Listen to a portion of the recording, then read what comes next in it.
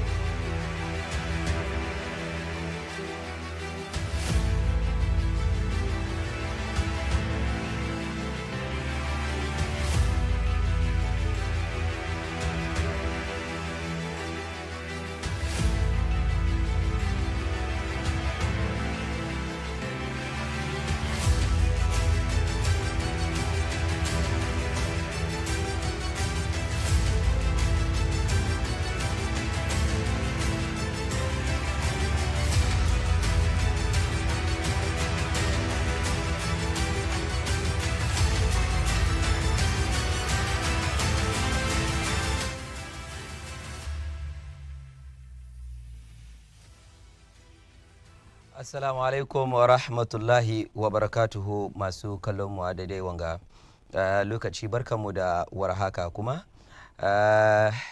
yau kwana 28 ga watan Janairu shekara ta 2026 wanda yake yammacin Laruba kamar yadda kuka sani kowace ranar Laruba kuma da dare da kuma juma'a muke kawo muku wanga fitaccen shirin ma'auni. Akan wanga shiri na ma'auni dai kamar yadda muka saba muna dokan batutuwa dai da suke da ainihin matukar muhimmanci, muke tantance su tare da waɗanda suka cancanci a tantance waɗannan batutuwa da su, mu duba inda yake akwai gaskiya mu yaba, inda kuma ya kamata a yi gyara sai mu tunatar da kawunanmu. Ubangiji Allah subhanahu ta'ala ya samu dace, amin ya hayyu ya kayyum. Ni ne khadiminku danku Ameer Mukhtar mai gabatar da wannan shiri kamar yadda kuka sani. Yau dinnan da ake magana kamar yadda muka sani, zabe da aka yi daga mazabar Bandai wanda aka je da zaben ainihin kotu, wani lokaci kamar yadda muka sani wato high court ta ba da wato umarni cewa a je a sake zabe a wurin, har hukumar zabe ma ta fito da rana da za a yi mai za a sake wato zabe a wato mazabar Bandai. To yau da muke magana a lokacin bayan wannan high court din ta yanke wannan hukunci, sai kuma aka kara shigar da kara daga wato babban kotu wanda yake Supreme Court.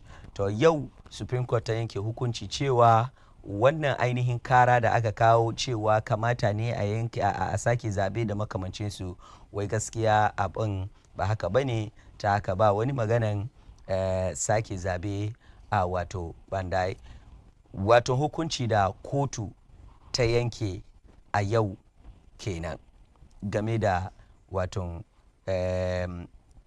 shi Bandai constituency wato elections da ake duban za a yi me za a sake yi ko ba za a sake yi ba.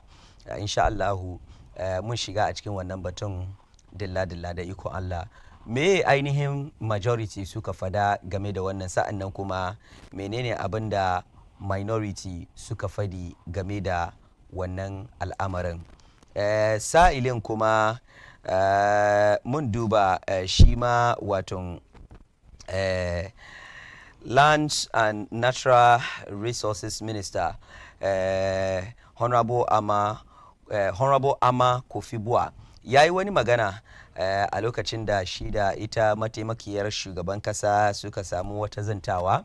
Ya yi magana cewa look, akwai abin da ake son a yi wanda yake za a sake duba filaye na gwamnati ko ko filaye na kasa, wato filayen gwamnati dai da aka sayar, za a sake duba wato shin an sayar akan hanya ko kuwa a'a kwacewa ne aka yi, ba wai an sayar akan hanya da makamancinsu, musamman yanda wancan tsohuwar gwamnati aka wato officials gwamnati suka akwaya filayen wato gwamnati. Za a je a duba wannan al'amari, kuma shi ma ministar kasa da kuma albarkatun kasa ya kawo wannan sanarwa cewa gwamnati za ta yi bincike sosai ko kuwa a'a za ta share kowane filin gwamnati da aka saya ko kuwa da aka mutum ya mallaki ba tare da ainihin doka ba. Wato shi ministar kasa da kuma albarkatun kasa ya yi wannan sanarwa cewa da a share duk wanda ya mallaki kasa ko fili na gwamnati, wanda ya mallaki filin gwamnati ba tare da ya bi akan doka ko kwa ka'ida ba, to kusan za a kwace wannan fili a hannun mai shi kenan, kuma a gudanar da bincike kamar yadda ya kamata. Kwanakin bayan gada maganan waton fasinjoji da kuma masu neman mota a hanya da yanda matsaloli da kalubale da ake ciki da halin kakani kayi da ya sanya mutane al'umman kasa a ciki, sai maganganu suka taso cewa ai dama wani lokaci bosses na gwamnati ma an sayar ne 2,500 Ghana cedi, haka aka sayar da boss. Yau akwai wato labari da nake ji a wani wuri wanda yake ce ai wani lokaci ma an taba sayar da wasu basis ma 500 Ghana cities yasa idan shi ministar kasa da kuma albarkatun kasa ya ce kamar za a gudanar da bincike game da wannan ina tama abu ne da yake jama'a da dama dai an yi ra'ayi da shi. Sa'an nan kuma za mu duba da NPP presidential primaries wanda za a yi ranar asabar mai zuwa. Global Info Analytics sun fito da nasu pool na karshe, sa'an nan kuma akwai other pools kuma da suka zo. Wani pools na nan ya favor Kennedy Ohene a Japan, sa'an nan kuma wani pool ya favor Dr. Alhaji Mahamudu Bawumia, shi ma mun shiga a cikin wannan dilla-dilla. Sauran candidates guda uku ɗin kuma meye ainihin imaninsu, meye faithinsu, shi ma mun duba kamar wato Brian Echampon, Educhum da kuma engineer Kobna Eje a Japan, su ba za a duba meye ainihin imaninsu. A yawa so East wato by-elections da za a yi a wurin, wanda NDC suka zo da nasu waton suka zo da nasu yanda za a shirya al'amari na primaries na NDC, mun fahimta ko parliamentary primaries na Iowa so East na ahead of the by-elections nan da za a yi. To NDC suka fito da nasu yau da muke magana shine rana da aka yi waton vetting, amma ranar asabar da aka pick forms ina tama mutane guda shida suka je suka pick forms. To bayan mutane guda shida din suka ainihin pick forms nan a hali da ake ciki dai ina tama jiya labari ya zo cewa Abdulsalam Daru babban yayana na'am Abdulsalam Daru jiya labari ya zo cewa ya ce ya yi mai ya step down, wai ba zai yi mai ba zai ainihin saya takara, kuma har ma ya doki nasa wato ya mara bayan wato daya daga cikin wato masu sayan takara ɗin. Za mu zo mu shiga a cikin wannan dilla-dilla ɗan kuma lokaci ya ba mu dama mu yi kokari mu samu shi Abdulsalam Daru a kan waya mu tambaye shi me dalili da yasa ya step down. Na'am, ina tama wa'annan su ne batutuwa insha Allahu wanda za mu tattauna da ikon su Ubangijin Allah. Kada ku yi nesa da kwatunan ku, za mu tafi hutu na dan karamin lokaci mu dawo. Idan muka dawo daga hutu za mu shiga a cikin batutuwan daya bayan daya, she mu bude phone lines kuma ku tofa albarkacin bakinku. Ni ne naku Ameer Mukhtar, ku dakace mu. We'll be right back.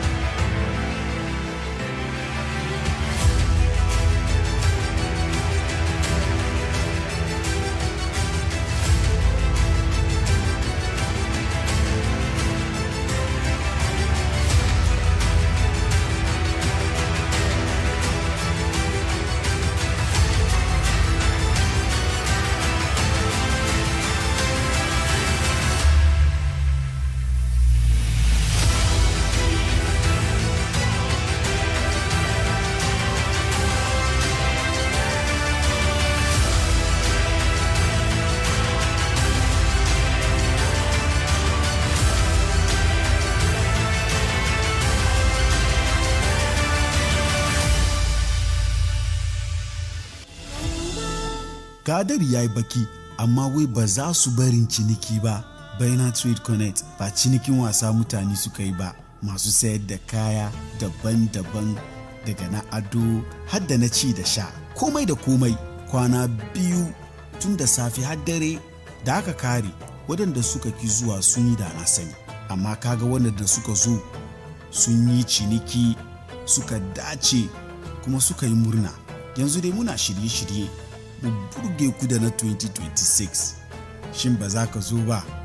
Za mu fara ne rana 14 mu kammala rana 15 wato 14th and 15th of February. Ranar Asabar da Lahad karfe 8 da safe har zuwa karfe 8 da yamma. Shin ba za ka zo ba? Ga lamba buga ya so mu yi fira 0539 487757. Baina Trade Connect. Mu mutun wuce ga mu can za mu wuce.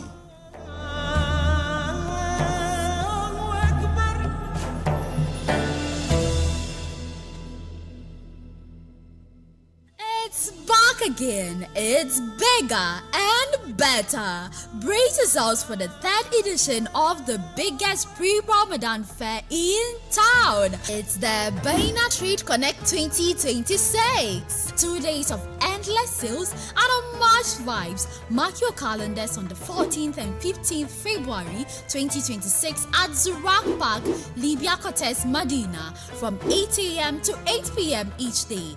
Come trade, come connect, come shop and have fun. To book a stand, contact 053-948-7757. Baina Trade Connect 2026. See you there.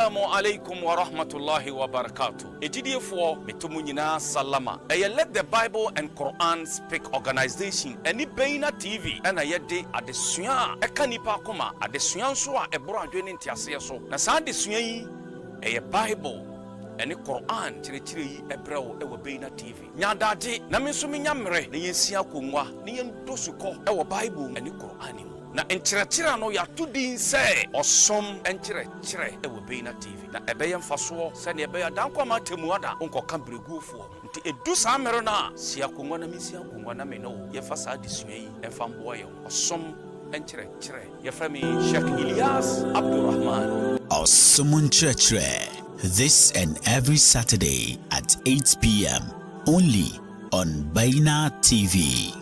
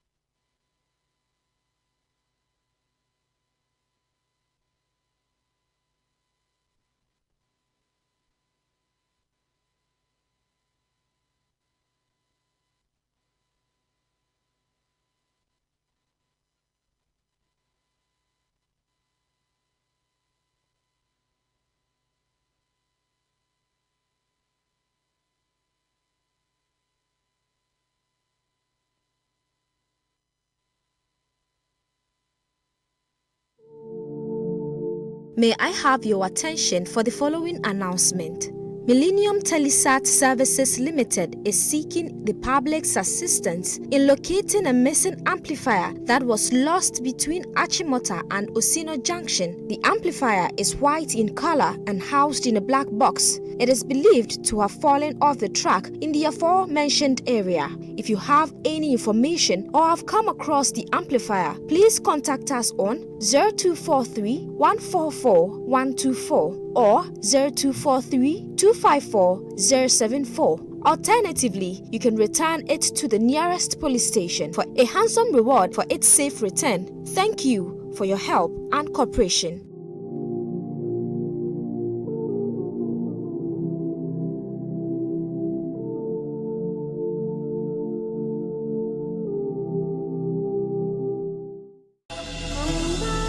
Kadari ya yi baki amma wai ba za su barin ciniki ba. Baina Trade Connect ba cinikin wasa mutane suka yi ba, masu sayar da kaya daban-daban daga na ado har da na ci da sha. Komai da komai kwana biyu tun da safe har dare da aka kare. Waɗanda suka ki zuwa sun yi da na sani, amma kaga waɗanda suka zo sun yi ciniki suka dace kuma suka yi murna. Yanzu dai muna shirye-shirye mu burge ku da na 2026. Shin ba za ka zo ba? Za mu fara ne rana 14 mu kammala rana 15 wato 14th and 15th of February. Ranar Asabar da Lahadi karfe 8 da safe har zuwa karfe 8 da yamma. Shin ba za ka zo ba?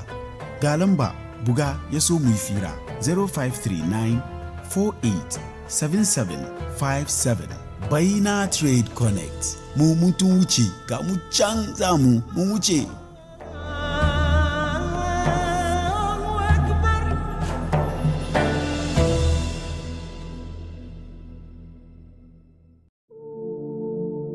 May I have your attention for the following announcement? Millennium Telesat Services Limited is seeking the public's assistance in locating a missing amplifier that was lost between Achimota and Osino Junction. The amplifier is white in color and housed in a black box. It is believed to have fallen off the track in the aforementioned area. If you have any information or have come across the amplifier, please contact us on 0243 144 124 or 0243 254 074. Alternatively, you can return it to the nearest police station for a handsome reward for its safe return. Thank you for your help and cooperation.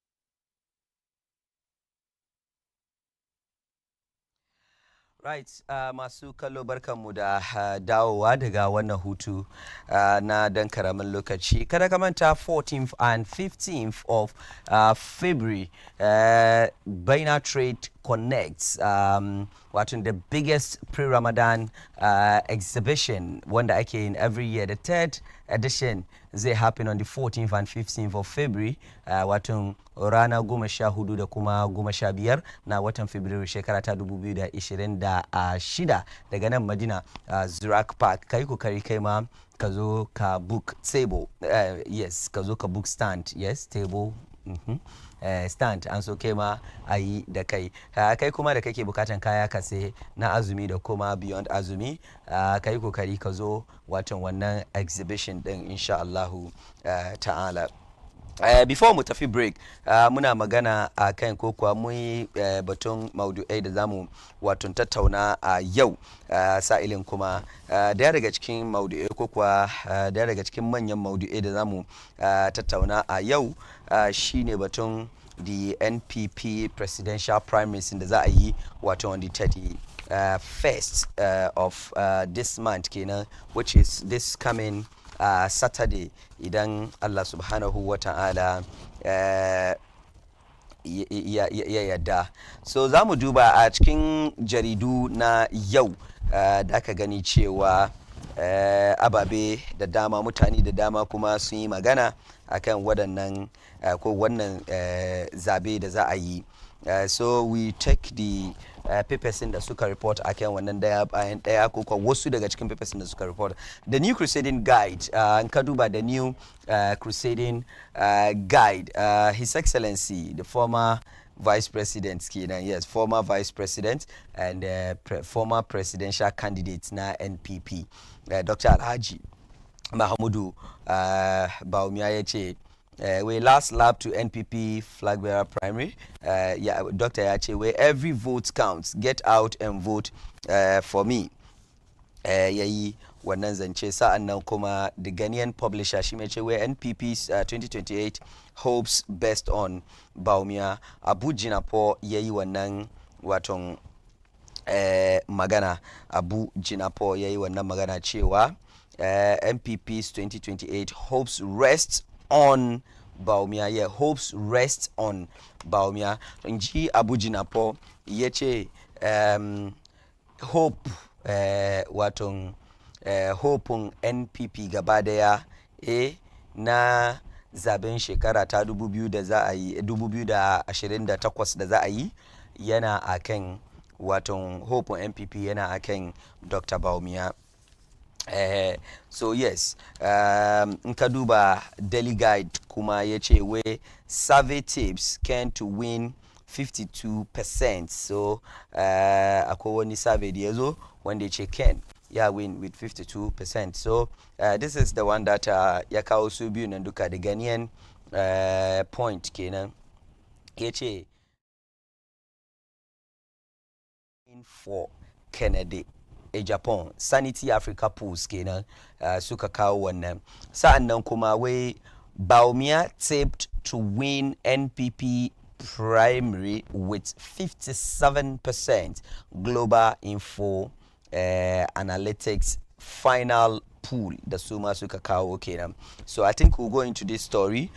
Ko story nga she mu shiga wannan na page 4, wannan na page 2.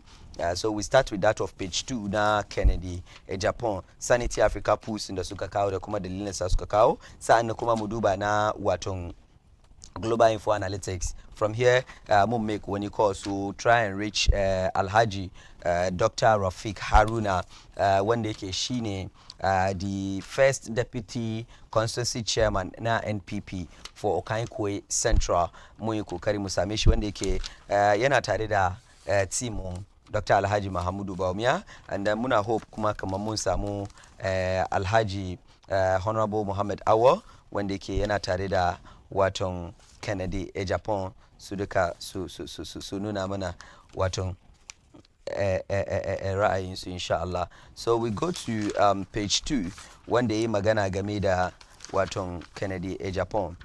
So page 2 na yana cewa where it's a straight win for Kennedy Japan, Sanity Africa Pools kamar yadda suka kawo.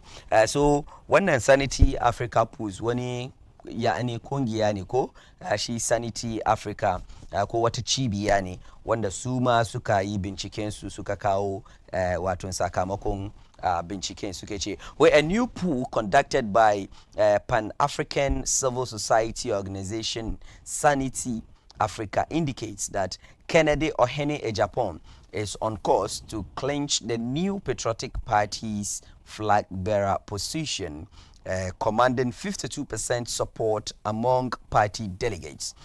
The survey conducted between December 2025 and January 2026 and released on Monday, January 26 wato 26 January kenan shekaran jiya aka fito da shi ranar wato litini. Assessed delegate voting intentions ahead of the MPP's presidential primaries. Results were disaggregated by gender, religion, age, and employment status. Overall, Mr. Ejapon emerged as the clear front runner with 52%, followed by former Vice President Dr. Alhaji Mahamudu Bawumia with 40%. Dr. Brian Champon secured 7%, while Dr. Yao Osei Edichum and Engineer Kwabena Eje Ejapon pulled 0.7% and 0.3% respectively. The poll revealed notable gender differences among male delegates. Dr. Bawumia led with 48.9% ahead of Ejapon's 42.4%. However, female delegates overwhelmingly backed Ejapon, who secured 57.8% compared to Dr. Bawumia's 37.1%. Religion also shaped voting preference. Among Muslim delegates, 52% favored Dr. Bawumia, while 43.1% supported Ejapon. Conversely, Christian delegates largely preferred Ejapon, with 61.6%, indicating that shared faith influenced their choice. Age-based trends showed Dr. Bawumia performing better among middle-aged 40 to 45 and older 55-plus delegates, leading Ejapon by three and nearly 10% points respectively. Among delegates under 40, however, Ejapon dominated with 63% compared to Dr. Bawumia's 33.5%. Employment status further highlighted voting patterns. Full-time employed delegates leaned towards Dr. Bawumia 53.8% over Ejapon 41.9%. In contrast, traders strongly backed with 55.5%. So 58.9% and 52.8% respectively. Advantage for Kennedy Ejapon. Female and grassroots support factors likely to play a critical role in the NPP's presidential primaries. Final predicted standing: Kennedy Ohene Ejapon 52%, Dr. Mahamudu Bawumia 40%, Brian Echampon 7%, Dr. Yao Osei Edichum 0.7%, Engineer Kwabena Ejapon 0.3%. So Sanity Africa pulls da suka yi kenan cewa idan like mu ranar waton Asabar Dr. Bawumia Dr. Honorable Kennedy Ejapon ya win with 52%, sai kuma Dr. Alhaji Mahamudu Bawumia ya samu 40%. Na uku shine Brian Champon wanda yake zai samu 7%, sai kuma Edichum, former education minister, zai samu 0.7%, barely 1% kenan. Sa'annan kuma Engineer Kwabena Ejapon ya zo karshe da 0.3%. That is according to waton Sanity Africa polls da suka waton yi. However, Global Info Analytics su ma sun kawo nasu final pool, waton sun taba kawo wa, sa'annan kuma wannan shine na waton karshe da su suka kawo. Sa'annan kuma kada ka manta Global Info a hali da ake ciki dai ina ta ma su ne waɗanda yanzu suka fi kowane pools credibility a kasan nan, mun fahimta ko? Yes. So Global Info su ma sun kawo cewa Bawumia ya samu 57%, mun fahimta ko? Na an ka duba Sanity Africa wanda su suka yin nan sun kawo, sun categorize abin nan into wato mata, maza, addinai batun wato addinin Krista da kuma addinin Musulunci. Sa'annan kuma akwai wato manya da kuma waɗanda shekarunsu ke ɗan daga shekaru 45 zuwa mun fahimta ko, da kuma waɗanda shekarunsu ke wato 40 zuwa kasa. Sa'annan kuma akwai maganan waɗanda suke aikin gwamnati ko kuwa aikin wani. Sa'annan kuma waɗanda su da kansu ke da nasu aiki ko kuwa aikin hannu, mun fahimta ko. Sa'annan akwai na ɗalibai kuma waɗanda ba su da aiki. Dukkanin su suka duba waɗanga categories ga suwa suke ainihin support. Idan ka duba 'yan maza sun je ma Bawumia, 'yan mata suka je ma Kennedy a Japan. Aka zo musulmai suka support Bawumia, sa'annan kuma 'yan Krista su ma suka support Kennedy a Japan. Waɗanda shekarunsu ke ɗan sama daga 45 zuwa suna support Dr. Bawumia, waɗanda suke 40 da kasa matasa suna support Kennedy a Japan, according to polls na waton Sanity Africa kenan, mun fahimta ko.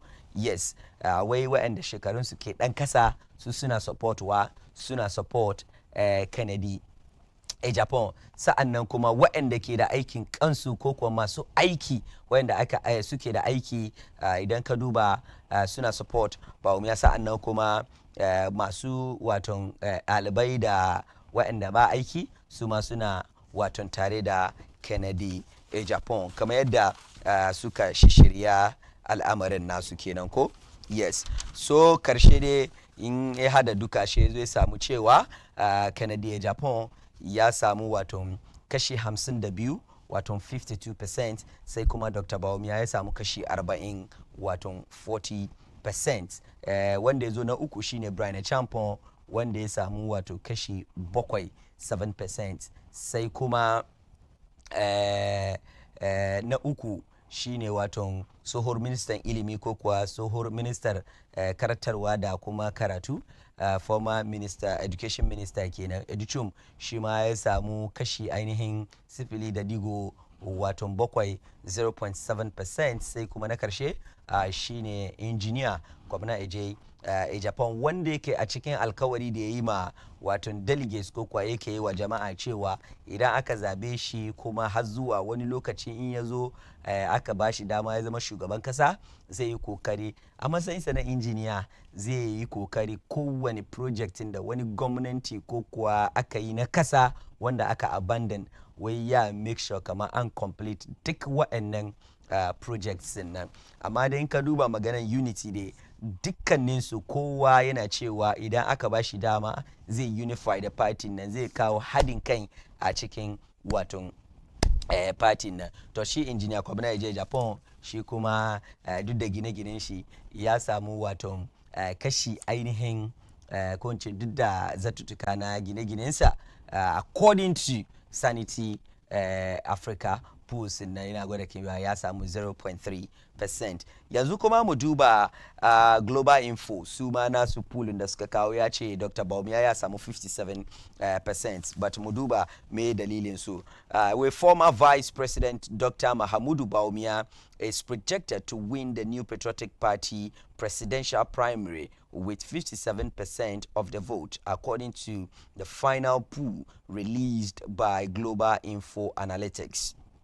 The survey, conducted between December 29, 2025 and January 2023, and January 23rd, and January 23rd, 2026, convert 10,133 respondents across all 16 regions and 272 constituencies using a random probability sampling method. Data was collected through computer-assisted telephone interviews, the CATI, according to Global Info Analytics final prediction model. Dr. Bawumia leads decisively with 57%, followed by Kennedy a Japan with 28%. Former Minister for Food and Agriculture, Dr. Brian Champon, is projected to secure 13%, while Dr. Yao Osei-Ilchum is predicted to obtain 2%. Kobna Ejapon recorded no measurable support in the poll. The survey reports a confidence level of 99.9% with a margin of error plus or minus 1.57%, while the predictive model carries a margin of error of plus or minus 3.0%. The findings point to a strong advantage for Dr. Bawumia as the NPP prepares to elect its presidential candidate on Saturday, January 31st, ahead of the 2028 general elections. So Shima Global Info Analytics wanda su masu kakao kenan cewa Dr. Bawumia ya samu ainihin kashi 57 wato 57%, sai kuma Canadian Japan yana wato a baya da kashi 28 wato 28%. Mun fahimta ko? Yes, 28% ahead of the 2028 elections. That is according to Global Info Analytics kenan.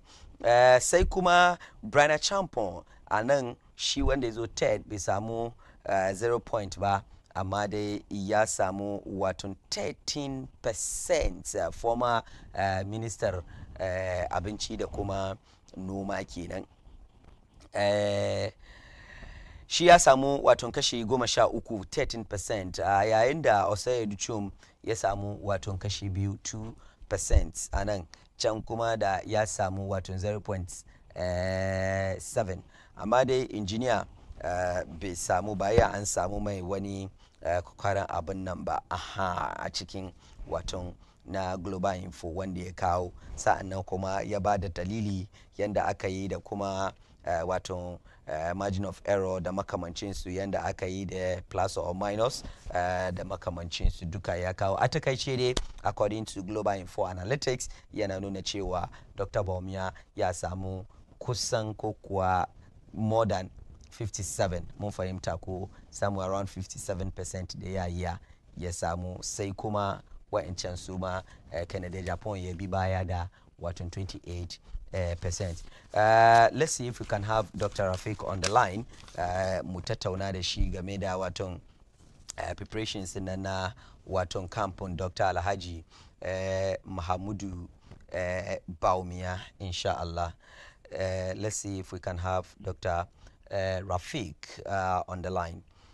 So kada ku manta idan muka samu doctor za mu tambaye shi waton preparations towards wannan Saturday's elections na, sa'annan kuma mu yi kokari mu je a yawa so east kuma inda mu yi fira da consultant Abdulsalam Daru wanda yake he was one of the aspirants daya daga cikin waɗanda suka pick form ranar Asabar cewa shi ma yana so a bashi dama ya zo ya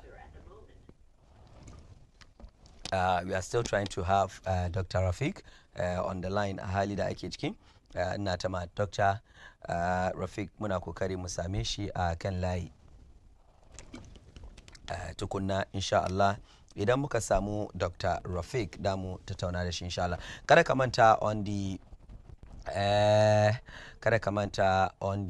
14th and 15th of next month is the Bina Trade Connect. We go for a short break, a quick break, quick turn, and da muka dawo she mu zo mu ci gaba da shiri while we are trying to connect with Dr. Rafiq Haruna. All right, ina tama Dr. ya zo a kan layi, so ba mu samu tafiya break kuma ba, bari mu yi kokari mu tattauna da shi. Assalamu alaikum warahmatullahi wabarakatuh. Doctor. Hello, Doctor. Assalamu alaikum. Kana jina? Wa alaikum salam. All right, you are live on Auni. Now. Right. Sanuku dai. Ina ta mun dai yi kokari da mu same ka a studio, amma na san preparations ya bar kun yi zafi. Wallahi zafi dai mun yi zafi. Yes. So idan ka duba waton pools da suka zo farko dai there's no doubt pool da ya zama the most credible pool a kasa da Global Info Analytics a hali da ake cikin ya zo da nashi pool na farko ya favor Dr. Bawumia, sa'annan kuma poolin shi na karshe kuma da ya zo da shi ma ya favor Dr. Bawumia. However, akwai wani pool kuma da ya zo na Sanity Africa Pools wanda shi yake nuna cewa wai Kennedy a Japan ya samu 52%, sai kuma Dr. Bawumia ya samu 40% of the vote na. Amma idan ka zo Global Info shi ya ce Bawumia ya samu 57%, sai kuma Kennedy a Japan ya samu 28%. Sauran nan dai on both sides na an raba ma sauran mutane uku da suka saura. So clearly it tells you that in ka duba on grounds dai some way somehow kamar yadda last year abin nan the race was between Dr. Bawumia da kuma Kennedy a Japan. This year kuma kusan kama history is going to repeat itself. When I say history is going to repeat itself, I mean to say kama the race na is between Dr. Bawumia and Kennedy a Japan, looking at abin da ke faruwa on grounds ko da ke an ce fiye delegates. Kai da kake sidin waton Bawumia, wani irin shirye-shirye kake ga kama an dibiya on ground, sa'annan kuma menene naku kwazo a hali da ake ciki? All right. Farko da muhimma masu sauraron mu da suka duba mu duka gaisuwa na muhimmanci. Assalamu alaikum wa rahmatullahi ta'ala wa barakatuh. Wa alaikum assalam wa rahmatullahi wa barakatuh. So, kai batun campaign day. So far the campaign has been moving well. Dr. Alhaji Mahmoud Bawumia na ce kama among all the candidates na shi ne so far comport kanshi, conduct kanshi kuma da kyau throughout his national abinga outreach na. Ya je almost now, he's almost done. Yo, ina abinga front plains. And I mean, in no time, yeah, complete the whole of Ghana. And this is not the first time that Dr. Mahmoud Bawumia toured the whole Ghana. Mudu kaman san kaman akwai one candidate among waɗanda ke contest ga duka da za ce kaman, I mean, he has gone around the country, I'm marketing shi, an san shi, shine Dr. Alhaji Mahmoud Bawumia, because all the times that aka using shi as flag bearer, as running mate, about 4 times kenan, it is unprecedented. I use Auni as that running mate for 4 consecutive times. And 4 consecutive times, that's rising about 16 years kenan of his public life. I mean, getting to know Ghanaians and Ghanaians getting to know him. So by far, Dr. Alhaji Mahmoud Bawumia conduct campaign kuma da kyau. And kuma wadanda ke bin shi kuma, they try as much as they can to emulate him. So far, so good. But pools in the Akai, pools in the I mean, Daddy, in your introduction, can indicate, come on, there's akwe pools, commercial akwe pools, and then so far, wonder, a certain level of credibility, or level of acceptance, na AK bisa, shini na Global Info Analytics, and consistently, pools in the duka na point to that direction. Command Dr. Alhaji Mahmoud Bawumia will come tops. Aside wanda kai batun 52% for Kennedy Japan, we know clearly kama akwai wadansu da suma wanting to be seen in the game now, they find a way to get certain pools go in their favor so that not to kill the spirit of their supporters. And I believe I will not be surprised kama wasu sun je sun contract wadansu suma su kawo now just to favor them. I won't be surprised if something like that is happening, because there's one other professor with the University of Ghana, Shikma Research Institute. No. And clearly that one was also pointing to the fact that Dr. Alhaji Mahmoud Bawumia is coming tops. And Kuma is coming tops not just because, I mean, Pusna is saying so, because that is the reality on the ground.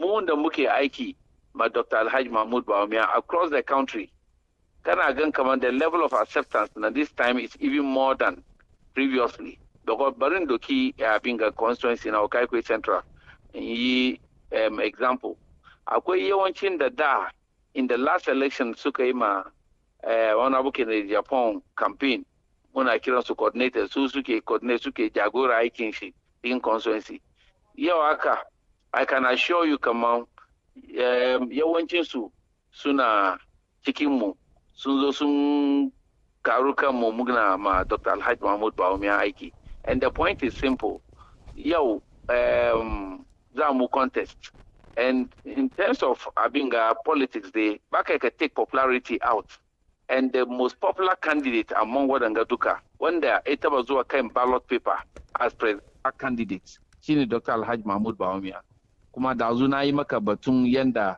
aka use shi as running mate for all these years. So if Ghanaians mu da kanmu MPP ba wani cikin MPP da bai taba da ba shi cikin muka je muka sayar da aikin Dr. Mahmud Bawumia muka ce kamar cikin MPP ga shi ne best foot mu. To malam gari bai waye ba shi mu kuma ce kamar a'a ba mu son shi kuma za mu kawo wani daban. Ai kai da kanka da muka zo muka sayar ma Dr. Mahmud Bawumia gobe in ba mu komo da Dr. Alhaji Mahmud Bawumia muka zo da wani daban ka yi shakkan mu ka tambaye kanka kamar to mutanen ga are they serious consistency in our work in politics saboda shi ne ka gan kamar in NDC consistency ya work ma Prof Mills consistency ya work ma John Dramani Mahama because even shi da ya zama president ma an cire shi amma for consistency sake sun repeating shi sun kawo shi ezo who would have said Commander President Mahama ya komo back Ghana ga ezo yace kaman he will be a president because in that election that President Mahama lose kowa ya rule shi out kaman I mean he was a bad president I mean Ghanaians don't need anyone like him again but what happened consistency 8 years Nana Addo Dankwa Akufo-Addo consistency mun je da shi first election muka lose muka je da shi second muka lose muka third muka lose ko ba haka ba so shi ma da je an mun doke shi mun je on the third occasion before muka samu victory so a ce kaman political party ya lose election this is not the first time saboda shi na ba da wannan first example kuma president Mahama man da ya taba zama kai mulki ya taba zama president ya lose election with close to 1 million votes so yau President Dr. Mahmud Bawumia da bai taba zama president ba ma ya lose with the margin they lose nga. I mean it's nothing strange. If with those votes the President Kufuor man the first attempt she samu 39%, ya win with a little over 54%. That clearly should tell all of us come on. President Dr. Alhaji Mahmud Bawumia and she samu 41.75%. It's highly likely come on muka aiki mu da kyau if we are able to unite the family or the party we will be able to make a better incursion so far candidates nan kuma duka muna tambaya me suke gaya ma delegates nan me grassroots nan ke so su ji kuma me suke gaya musu abu biyu mu muka gani from our camp kaman that is abin da be support mu ba in the last election that is party people nan da kansu a lot of complaints wan wai ban samu komai ba min yashi wan ban yi haka ba haka aka yi har muka je cikin opposition kuma mun san kamar wannan election nan it was not an easy task because this is the first time that Shehu political party na so is though after consistently being in power for 8 years and also is for another term it has never happened in our political history. That is how come we coined that slogan, come on, breaking the eight, because we wanted to do something that had never happened. So if we wanted to break the eight and it did not happen, clearly it means that Ghanaians would have to have a reflection over Dr. Alhaji Mahmud Bawumia, the Zama vice president. So far in the history of Ghana, vice president in the year approved Kenshi to the populace. Yo, Ghana ngamuna the vice president, ama be kamuna the vice president ba. Dr. Alhaji Mahmud Bawumia kawai ni ezo zama kai wannan position. Ebar muka gane kama she wannan position aya ya aiki da shi. This is what we are talking about. Kuma ka ji maganan bakin shi, I mean very calm, very collected. Be zagin wani in his campaign. He's only telling the people, this is what I want to do. So they were muna gan kama political parties. Nkazo, I mean, when you are in power, it gets to some point when the power gets into you, you forget the very people that put you in there. And I think that is one of the reasons why MPP suffered. Because Nkaduba votes in the President Mahama Isamu, the last election, the one that Isamu this time around, there's no much difference. Amma saboda yan party mu da kansu su kiya yawanci suka ce kamar ba su vote, kuma akwai wasu kuma cikin political party NPP da suka yi aiki against NPP. Yau sun fito suna faɗi kamar an ce kamar wasu wai no can no vote. Time da mu muke push mu samu mu je for that election mu samu mu win na. Wasu na cikin mu ashe su agendan su da suke da shi ne agenda 2028. Saboda kar Dr. Alhaji Mahmud Bawumia win su samu opportunity su zo. And this is the crux of the matter. Dr. Mahmud Bawumia we ya gan problem MPP, and that has to do with the grassroots. And the grassroots, the only way in the life of solve one problem is to develop a data-based system. In the Zaya gane kaman mutanen party mu menene problems su. She kuma secondly, appointments da ake rabawa, kowane president na da over 7,000 vote appointments da yake make. Dr. Mahmoud Bawumia way he's going into a social contract with the NPP delegates. Come on, he has a proposal. Out of the over 7,000 appointments, now, he is going to dedicate close to 3,000 appointments for constituencies. And that is going to mean that each constituency will have 10 key strategic appointments. For instance, Misali, Nkadoki Okaikwe Central. So they want to use one gun about the example. So, but it is practical, and I have experienced it. Okaikwe Central, Dr. Mahmoud Yake Kerenshi, Honorable Patrick Yaboa Makawai ni government appointee na muka samu nan as board chairman. So, constituency na da problems. Wurin shi za je. I check around look at the size of Okaikwe Central, and every person would want to be moving to the Yake Kerenshi, to the member of parliament, Kawai, for support.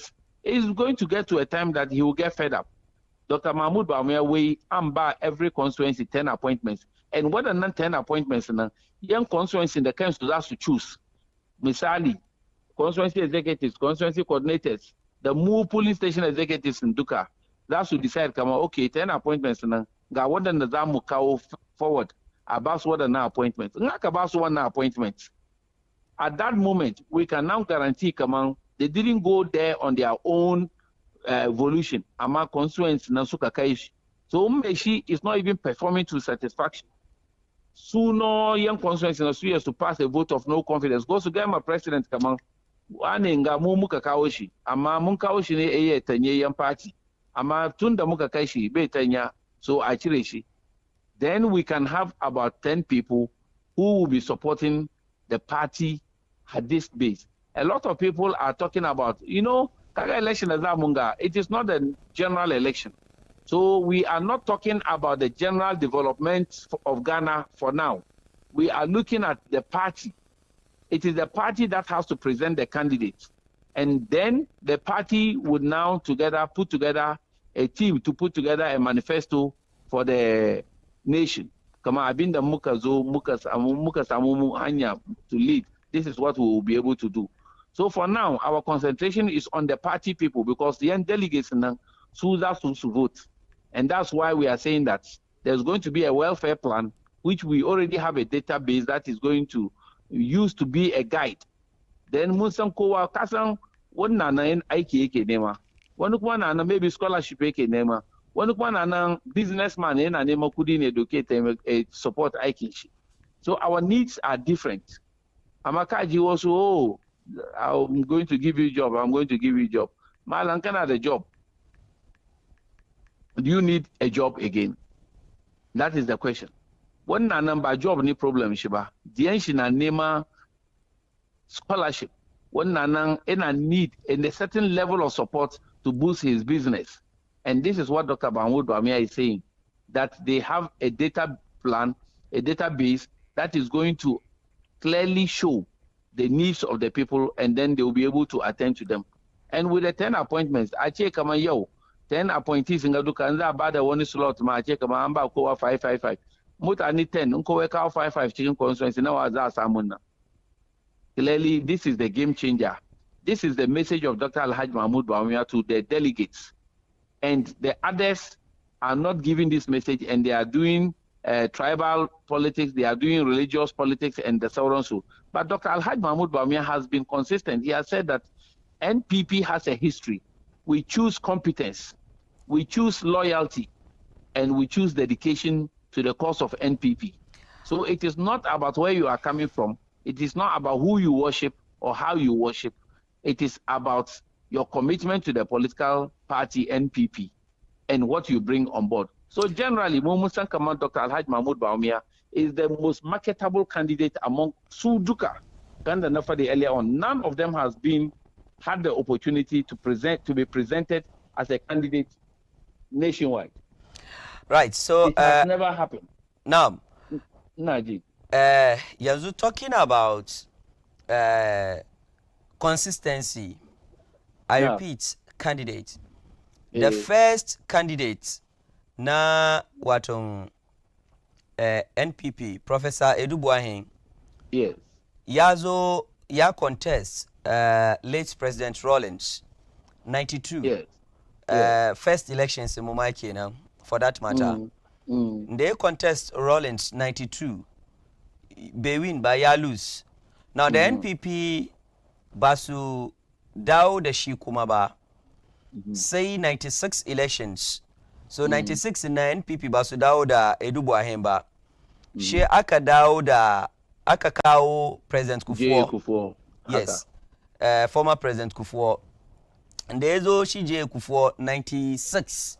Ya contest Rawlings, ya lose. Yeah. So Brian Rawlings ya carry term she running Vice President in Rawlings, late Professor Mills. She da Kufuor suka contest. So that was Kufuor's second contest. Kagane ko she ya win Mills ko ba haka ba. So if you are talking about consistency, the same NPP at a point in time suka ce kamau Edu Buahin, it's not too good for them. Shesu suka sake suka kawo Kufuor. Da Kufuor yazo suna kama okay, perhaps yayi kokari ya ma fi Edu Buahin even in the general elections na so bari mu maintain shi. And then the next election she Kufuor ya win. So I mean, a party that has such a history, why this kind of argument this time around, the argument of consistency this time around? Andrew, make you call the sleepers today. Kache? No. Yeah, Grunaji. Good. So nace party da ke da irin tarihi haka, ke da irin history haka, me yasa this time around nan kuke kawo wani argument na consistency? Okay, so I think as a political party, we learn as we go along. No. Even though there are reasons why the Professor Edu Buahin they win at that time, but soon Chiwoshi came to play as a topical issue recently in the Kajishi. So I had the opportunity to read some of the reasons why people didn't consider him. Now let's put even that one aside. Muchema Kamang, Professor Edu Buahin was okay. In the last year he was not sick. Nothing was wrong with him. Professor Edu Buahin, consistent with him, Muka repeating for the second time. Then the other school of thought will tell you that is how come NPP have to stay in opposition again for another 4 years, Kuma, and another 4 years. That is 8 years. Ama nda Muka Zodashi, nda more repeating shini. It means that the second time it would have worked for us. Because we introduced a new candidate. Because we introduced a new candidate in 1996. That is how come we were not able to win the election. It means that still you come into my argument that consistency works in politics. Because after we failed to repeat Edu Buahin, we lost the next election. And we are saying that even in 1992, we believe that we won that election and it was stolen. That is how come we wrote the stolen verdict Ko ba haka ba. Da muka write the stolen verdict na, it means that mun believe kamar wannan election mun win, amma an cuce mu ne. Saboda shi parliament ma ba mu je ba. So it means that inda mun repeat ya ke kira shi Professor Dubois, that the next election, which is 1996 na, the MPP mu ya mu win. Amma saboda ba mu repeating shi ba, muka je muka kawo President Kufuor, that has to create another waiting period for us. Can I understand, Ko? No, so that is why we keep on saying that consistency works. Because when we were not consistent with Prophet Dubois, we lost the second one. But when we were consistent with J.A. Kufuor for the second time, we won. When we were consistent with Nanado for the third time, we won. So it clearly tells you and I, come on, consistency works. And that's why I even left the NPP and went to NDC and cited scenario of Prof. Mills to you, clearly telling you and I that consistency in politics works. All right. So if it did not work at that time, it means that because we're not consistent with the Dubois, that's how come we have to have a longer waiting period.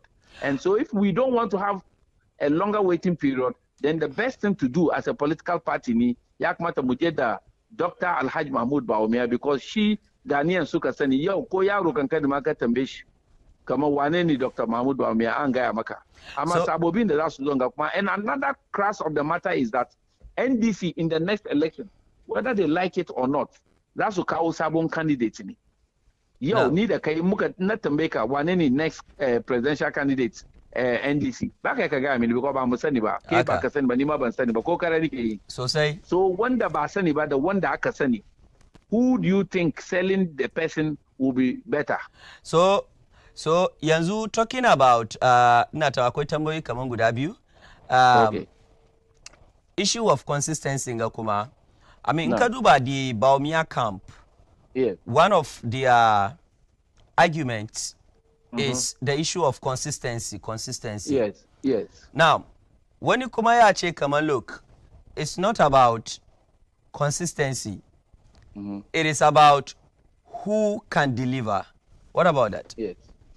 Who can deliver? Na shini ke gaya maka. Kagan political party, MPP as a political party, we have so many people who served in the last administration. Kagan wadanda contest nga duka. Apart from Kobne J. Japan, ba wanda they serve in a certain capacity in the last administration ba. Ko kare ni ke yi. Yau un kai batun e-levy. Wani ya ce kama okay, she Dr. Mahmoud Bawumia ne head of economic management team. Me yasa aka kawo e-levy? Dr. Mahmoud Bawumia da zai je election, shi da kanshi cikin campaign message shi ya ce kamar yazo ya abolish e-levy ko ba haka ba. Su wa suka pass wannan bill into law. Wannan e-levy na inda da je parliament, inda an vote against e-levy ne da e-levy ya zo ya zama law Ghana. Amma e-levy bill to be passed into law now, Kennedy Ohine Japan, she member of parliament ni. Kobna eje yake kiran shi Educhum, she parliamentarian ni. Brian Achampon, she ma parliamentarian ni. Suka vote in favor of abinga yake kiran shi e-levy aka kawo. So if today the same people are blaming Dr. Alhaji Mahmoud Bawumia for certain failed policies or certain unpopular policies that came, then are they being fair to themselves or are they being fair to the delegates? Can't understand, Ko. So who can do the job? I can knock my chest, Krijina and Chemaka Kama, so far. What then the Suka serve in the last administration, how come that majority of the people are praising and supporting Dr. Alhaji Mahmoud Bawumia? Because they know that he is the one who has delivered over 33 policies in the Dr. Alhaji Mahmoud Bawumia, AK presidency, chamber president, ga abin ga muka yi shi aka ya tanye mu, muka yi haka ya tanye mu. President ya bashi hanya kamar je go and execute. None of them ba ko gudaman da Dr. Mahmoud Bawumia ya fail. Sauran nan da suka zama MPs nan, su gwada muna one policy da suka propose da yau za a ce kamar ko da MPP ke opposition gama Ghanaians na benefit. Mobile money interoperability, aikin ni da Dr. Mahmoud Bawumia yi. Abin ga wani address system, digital address system ga Dr. Mahmoud Bawumia a champion. GPS. Yes. Shekazo abin ga medical drone system, Dr. Mahmoud Bawumia a champion. One district, one constituency, one ambulance. Dr. Alhaj Mahmoud Baumia Ekao. So, and you can list them, countless number of them. These are interventions that Dr. Alhaj Mahmoud Baumia, in his capacity as a vice president, where the president gave him room to operate, he didn't feel the president, he didn't feel the political party NPP, and he didn't feel the government. Can't understand. So one decade, the proven record, Shini Dr. Alhaj Mahmoud Baumia, Sauran nang ba wani record in the Zasu check among. If you put it on a scale, record is today Kaina Dr. Alhaj Mahmoud Baumia. So in terms of competence, Dr. Alhaj Mahmoud Baumia, he stands tall. In terms of humility, he stands tall. In terms of, discipline, can't understand, he stands tall. So right. Ba in the Zakaduki Kabi, I check Kaman Sauran Nang, they can match him. No. Ba in the Zakaduki Kabi. So finally, one thing that Nagaya cut across a cikin zance ko kuwa campaign na su guda biyar nan duka is unity. Inde ka yi ra'ayi da ni. One thing that perhaps kana ga ya cut across cikin campaign su duka wani ya ce ku bani dama ni ne zan unify party na ni ne zan kawo hadin kai ni ne zan. So does it mean say assistance na the NPP as a party akwai rarrabuwa? I mean, ban so use the word rabuwa. Akwai rarrabuwa a cikin party na? Shina normal ni cikin kowane political party is just like ana na ce kama we abinga se akunyato a dishe na April. Ka gan cikin family ko sarauta mani ko cikin zongoninmu unguwanninmu wani sarauta yazo kana ga yi wannan abinga skirmishes kadan amma at the end of the day but skirmishes na kai number how you are able to unite, bring yourself together, that is what matters. So the Shini, from the camp of Dr. Alhaj Mahmoud Baumia, we have been very careful and very watchful of whatever, we have been very careful with whatever we say or do, because we know, come on, after 31st election, we are going to come together. We will need everybody on board. That is how come we have all been admonished. Come on, we should watch the words, our words well. We should watch what we say, because after 31st, the next thing that will happen is that we will need everybody on board. And that's how come Dr. Alhaj Mahmoud Baumia, so far, I started by telling you that he has conducted himself well, he has comported himself throughout the campaign, and his followers, have tried as much as we can to also follow his footsteps. So this is exactly, what we are saying. Nkana so, mbako so rabuwa is chicken political party. The best thing you would do as a political party, as a leader, would be not to use abusive words, because at the end of the day, the contest is just going to be one day. When it is over, we will need each other. So nkajeka bata da wanka gobe nzaka kayi the general election. How would you come back again to correct the wrongs? So the Shini, Muke Chekaman, all of them should be watchful of what they say. But I check Rabuade, those things, it happens in every political party. Right. It won't be long. NDC, Sumasun Nifara Suna Nasu. And we are not praying that. Mesa batu NDC da me ku haka nan don yo yanzu da MPP bai magana shi dai ya feature NDC cikin wanga maganan primaries. Muna cire kagbera ne mu national general election. General election nan kuma kun saka the only major political party da ke Ghana is NDC. Shi yasa na su da me ku ko. Saboda shi ne muka na mu ba ya buƙata su. Abokan wasan ku. So thank you very much, Dr. Rafiq. In just 1 minute, kabani final words in kashe yanzu in ci gaba da honorable a cikin studio inshallah. So final words da nake da shi ne Ghanaian delegates duka mu duba candidates da suke contest ga duka so far mu tambaye kai mu kaman in aka put so on the scale in terms of competence, in terms of capabilities, core ability, wane ne ake stand tall shine Dr. Alhaj Mahmoud Baumia. So far wa kawo policies, programs, and they positively affect the very core of our delegates or our party people. It is Dr. Alhaj Mahmoud Baumia. Ya kawo way 10 appointments per constituency. that one will bring the governance down to our level. And he has also spoken about the welfare system. And at the end of the day, if our welfare system is working well, Munsan Kamang, tomorrow, one now a didija and minya duka will be a thing of the past. So Dr. Alhaj Mahmoud Baumia in number 3, came ballot paper now. Ngale da 31st nza mu ye for Korean mutuna Dr. Alhaj Mahmoud Baumia mutuna role the play from time that a picking she as the running mate first time Ezo joined a sacrifice his political life duka or his adult life duka in politics and 7 NPP and Ghana. Muduba one non sacrifices in the make for the party. Mudoki mu vote me because I see come on apart from Dr. Alhaj Mahmoud Baumia, the rest of the candidates, even though they also look good, Ama he's the best as it stands now. Right.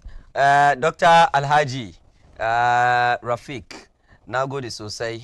Inshallah, mu magana off air. Kasa muna da firai. So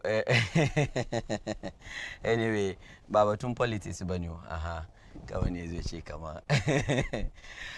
So Dr. Alhaji Rafiq kenan yanzu ina tare da Honorable Muhammad Awal. Shi ma yana na a cikin studio. Interestingly, shi ma yana waton a cikin kamfin Kennedy a Japan. Su ma suna tafiyar da al'amari na campaign da makamancinsu. Kamar da na ce ya joinin mu kuma gashi ya joinin mu. Honorable, barka. Ya fargaba. Oh yeah, ka san wani in akwai wani major event haka yana zuwa akwai fargaba kamar mutum zaka yi aure baka taba aure ba. I mean akwai fargaba mutum zaka yi wani harka wanda yake is a major wani abu.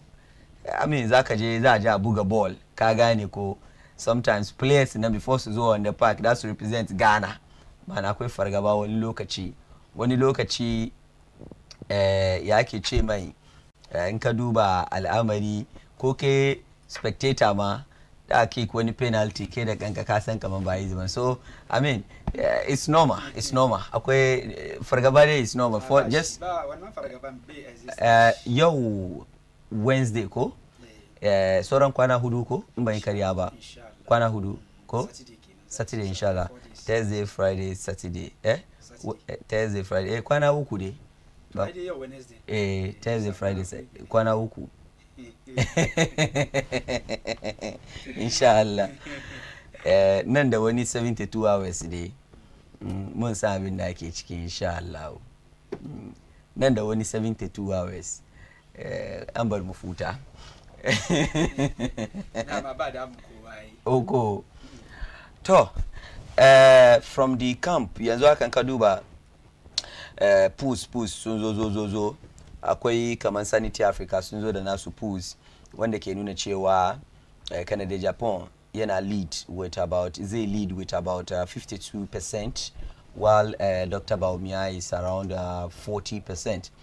Sauran uku na shi suka raba sauran don kaga 40 da 52 that is nawa kenan 90 ko 92 to sauran 18 na shaka raba ma mutane guda uku na ka gane ko aha daga yan 7% da yan 0.7 da kuma yan 0.3 sai kuma in ka zo global info kamar yadda muka sani ganan gade tsakani da Allah in ya zo maganar elections global info yana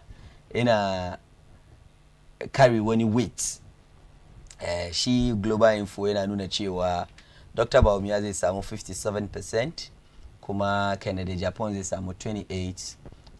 I think Educhum yana 13 asafula Brian Champo yana 13% sai kuma sauran na shi ma aka raba ma injiniya da Educhum aha shi ma daga 2% I think engineer ya sa Educhum 2% sai kuma engineer da shi baya an auna mana shi nawa zai samu.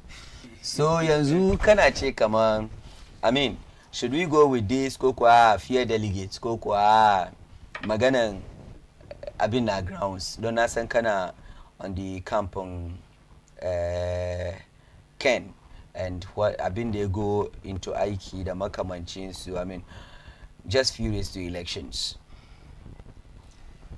Na gode Ameer, bari da ciwon ga dama an gaida duk masu kallon mu kan Bayana TV marancin ga. Sannan ina gaida da leadership New Patriotic Party tun daga bisa har kasa. Hasatan shi mai gida na Honorable Campaign Japan da entire campaign team shi duka baki daya. Ameer, batun za mu je contest Saturday. Cewa kama akwai fargaba, kama yadda kai magana nan, mu da ma jiya mun yi. Jiya 2023 mun je the same contest. Na ta ma jiya talata. Na ce jiya na yi magana, ina magana ne cewa 2023. Okay. Yanzu dai kana jin Hausa na ce ma jiya ka san kamar wani abu ne da yake ko elections. Exactly. No hankali na bai je kai ba. Okay. Yanzu haka ina zamnin ga hankali na kwanci. Kuma na san Allah ya so ya yarda Saturday 31st January. The higher decision body makers of the New Patriotic Party, grassroots, Zasu vote my Honorable Kennedy in Japan, ya emerge the flag bearer of the New Patriotic Party, inshallah. Wanga maganan delegates ne, delegates kuma su ba grassroots ba ne ko grassroots ne? Yeah, grassroots. Aka ce ma delegates su ne ranar elections nan me shi ke zama delegate. They are polling station executive, grassroots of the party. Ranar da za a je a yi vote nan, ranar yake zama delegate and delegating shi ya je ya yi wani abin ganga inda suka perform wani duty ko wani role. Station executive. Okay. Ba wani polling station executives. Okay. So su ne grassroots. Su ne ake kira da abin ganga party, abin ganga grassroots. Okay. So grassroots daban da kuma sympathizers daban. Sympathizers daban, grassroots daban. Okay. Polling station executive shi ake kira grassroots of the party. Okay. Da kuma supporters daban. Okay, so supporters nan su ne ya ake ce mai muna da party sympathizers, muna da party supporters. Okay. Muna da wasu na nan they sympathize with the party saboda wani bi this particular party ga yana da wani initiative da yake put in place da mu ma mutanen kasan Ghana muke samun amfani don governance duka ana zuwa ne ai ba don party ne ake zuwa ba party ne shi ya zama kamar shine da image shi yasa politics na ya kamata akwai wani abin da ke aje za a zo a bi ta kan wannan structures na a zo a rule state ya zama political party shi yasa the entire Ghanaians kowa bai zama member of that political party shi yasa akwai abin ganga muke da abin ganga numbers shi yasa ka kaman election gada za a je muna da almost 270,000 delegates da za su vote across I think kaman 211,000. abin ganga party abin ganga sympathizers wani bi ma machine nan ma yana da kishin party ma yafi wani polling station executive da ya samu opportunity yake run abin ganga party na abin ga polling station level shi sa wayan ga polling station executives ga abin da ya barka ganna da confidence shine Honorable Kennedy in Japan shi ke speak exactly abinda shi ke magana irin wanda polling station executive suke nema. Dr. Rafik ya yi magana cewa kamar wai wa'anda ke contesting na wai banda Honorable Kabila Eje Japan wai sauran nan duka they are former members of parliament da sauransu da wani bi ya ba da example da yi levy wai su suka pass yi levy approve suka pass yi levy da parliament aka pass yi levy parliament an kare ma ana zuwa da shi cabinet a approve mai amma ina da gwada amma before abin nan ya je parliament decision now was taken in having a cabinet sannan je da shi parliament amma in sun ki ba pass ya kira mutane uku fa members of the New Patriotic Party. That's Brennan Champon, Kennedy kuma lokacin nan na san Hajj Rafik is part of the people da yake ganin kaman wa'anda kamar misalin lokacin nan a juwa safu da ake neman ta zo a samu majority ya pass yi levy ba tan nan lokacin nan is part of the people da suke ganin kamar a juwa safu ba ta gyara ma party nan ba shi yasa me change yau No, he's just saying that. No, I been like if I did not understand. Yeah, It's not just saying it. Come on, okay. Baumia yayi kaza bai kokari bai kaza ba. Then he means that I dukkanin su ne suka yi wannan abun ba su su ja kansu cikin wannan al'amarin. Maganan da yake faɗi ne ya sa example da yi laifi ne shi yasa ni ma nake so in ba da specific example kan yi laifi. Lokacin nan muna da members of parliament jiwa da kamar yadda ya ce but it was a hanging parliament. Yes. Muna da members of parliament cikin MPP jiwa lokacin nan. Da lokacin su ma suke ba su ra'ayi da abin amma gwamnatin nan da ya zo da shi the head of governance nan shine Nana Aludanko Akufo-Addo da His Excellency Alhaji Dr. Mahmud Bawumia ko da in bai ra'ayi ne shi da aka zamna cabinet aka dace da wannan abin nan aka zo aka masa kuma lokacin nan ba wanda ya fito ya zo ya ce mana shi wannan abin nan shi bai ra'ayi da shi until ba wanda ya fito ai abin kamar da honorable Kennedy Japan yake disagree with the abin ganga party wani decision da ake make ya bar duniya duka kowa ya san kaman wanga abu da party na take wanga decision na disagree da wannan abin nan kowa ya sani lokacin nan shana ganin shi kaman wai shine bai son party kuma shi ke son party saboda yana nema the right thing lokacin nan yana ganin kaman decision ga da party na zai take nan wanga decision nan in aka bar shi aka take different decision ba ya help party nan cikin halin da ake cikin nan shine the only person da ke ya fito shi yasa lokacin nan ne haka nan ne mun yadda His Excellency shi ya disagree da wannan abin nan kan shi ma bai fito ya zo ya yi magana kaman this particular abin ga this particular e-living ga da ake so a ja pass nan gaskiya ni as a vice president of the republic wanga abu an zamna ma ni ban yi rayi kan shi ba wani official statement kan wannan until shaida aka pass abin zo za mu je 2024 elections shi yake ganin kamar yanzu shi ne leader da party nan yake cewa kamar abin nan in ya zo ya abolish yi levy lokacin nan ya zo ya abolish yi levy amma bai ce mana kamar wai shi bai ra'ayi yi levy ba shi sa shi ya zo ya abolish ba ya dai ce wani ya zo ya abolish ne kuma wani abu ne da yake mutane da yawa na shi yanda na bani a cikin party nan shi ba su ra'ayin wannan abin nan akwai ababa da yawa wasu decisions da yawa kamar su head cards da aka yi da sauransu muna members of the party nan da yawa shi ba su ra'ayin wannan abin nan honorable Kennedy Japan kan wanga abu ya fito karara yayi magana kamar wanga decision da ya affect party nan okay lokacin nan me yake ana ganin shi kamar wai shine bai son party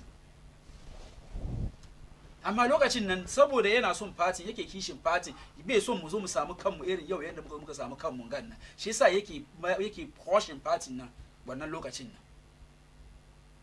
amma mu ajiye mu komo kan abin ga topicin cewa wanda zai lead party mu naji abin ga doctor kuma ya ce kaman wai maintain candidates enough consistency so I wanted to come wai shi zai bar mu win elections shi yasa an ka duba Professor Edu Buahin inda an maintain shi da 96 ko akwai da mu win elections akwai it's likely ya ce wanda an maintain shi da 96 in ka ce likely nan still nan the same abin gangan nan base nan muke na Kufo da yazo so guda ne yazo the next they lose the next election ai shi ya win 2000 exactly yazo 96 ya lose yazo 2000 ya win shi yasa ni scenario nan ne duka kullum ina jin last time na zamna nake bada example ka gan ka duba 1992 she votes da muke samu the total number of votes cast nan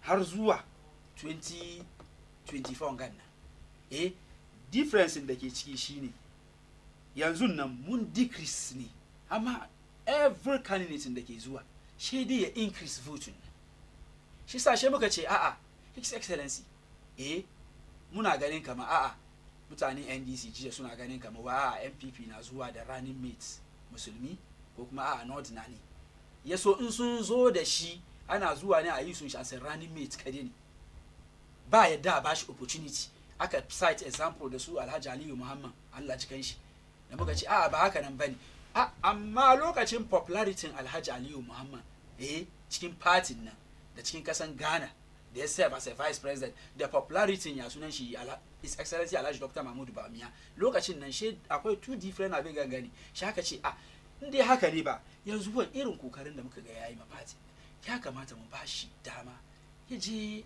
ya lead party nan muka je 2024 elections duk wani expectation da ake duba duka ake ganin kama a'a present da aka yi Alhaji Dr. Mahmudu Bawumia expectation da aka yi shi da kanshi ba ni ke fadi ba yace when an vote mishi the northern vote zongo vote nan ya fall for MPP kenan mu riga mun san kaman northern vote nan da zongo vote nan ba mu samu shi MPP ba mu samu don zaka calculate vote da ake samu zongo communities kawai in ka tally ya fi total number vote da ake samu daga voter region NDC vote da suke samu NDC cikin zongo communities total number of vote ya fi the entire vote da ake samu voter region shi yasa she muka gani party nan na da hope yana da confidence ba wai kamar na ga kamar a'a bai ba shaka ce to indai haka ne ba far mu ba da opportunity wanga candidate la Allah abin da ya fadin nan mun gani shi muka ga koma bayan wannan abin nan shi muka ce a'a indai haka ne ba ga circumstances da party nan ma da kanshi zai samu kanshi COVID da Ukraine wanga da sauransu da muke fadin ga inda dollar shi muke expect kamar muka zo muka ce dollar ma na forces muke ganin kamar wanga circumstances ga duka da aka samu ciki da ake ganin kamar shine da champion kan wannan abin nan gobe kuma yau ko da muna gani yau dollar ya zo kasa almost kamar 11 cities da sauransu da ni da kai duka mun believe kamar artificial ne akwai abin da suke yi amma wannan abin nan ordinary Ghanaian da ke zamnin nan shi gobe zai zo ya tambayi wannan kandidatin ka da suka present da ya ce ma dollar na 4 cities yau ya zo ya kai 14 cities 70 pesos da yau aka zo kai 11 cities da muke ganin kamar wani biyan da duniya rayuwar duniya yayi ne ai sa abin nan ya dan zo kasa an tambaye wannan question nan party nan kuma muna neman mu je mu bi abin ganga 2028 elections ne ba muna neman mu present candidates kawai for the sake of presenting candidates ba shi sa wa'annan abin gangan nan circumstances sun ga duka muna duba muke ganin kamar there is a need for the change of the abin ganga candidate nan kuma yanzu haka muka ce ma there is need for the change of candidate nan shine honorable Kennedy in Japan shine wanda yanzu haka in aka roki opportunity nan an sa annun shi zai zo ya sake the face of the new patriotic party ya zo ya sake the in ya samu opportunity ya zo ya zama president ya sake the face of governance in this country kuma delegates yanzu haka ka duba the grassroots nan they are calling for him the grassroots are calling for honorable Kennedy in Japan in Allah ya so ya yarda nan zuwa kwana uku za mu je mu yi election kun ga abin da zai faru abin da na zamna na ga ya muke fadi nan gannan cikin ikon Allah za ka ga ya faru honorable Kennedy in Japan zai emerge as a winner amma kamar yadda muke fadi wa'annan candidates biyar nan duka the new patriotic party sun cancanci sun deserve ina jin ma in ba don ma party ne zo put abin ganga wani measures ba ma muna da mutane da yawa da za su fito da kansu ga contest abin ganga flag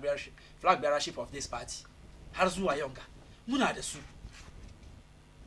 ka gani shi yasa ababan da muke duba ne yau ka duba mutane biyar ga duka wake tafiya yana gaya ma polling station executive kama this is the policy da ni nake da shi ni ma wani policy na da in nazo shine job creation don ni da kaina when it comes to industrialization na ni ma ina ciki politician and a businessman shi yasa kuka bani opportunity ni da kaina na bude aiki na doki ma'aikata 7,350 shi yasa kuka bani opportunity ni ma zan zo in doki wannan opportunity nan in bude ayyuka da yawa don misali shine yau honorable Kennedy in Japan yanda yake ga kokarin da yayi companies in the bude the biggest steel abin ganga company in abin ganga Africa ga the biggest coal store in Africa irin wayan ga company da bude ya doki ma'aikatan ga yace in ko bani opportunity na zo zan zama shugaban kasan Ghana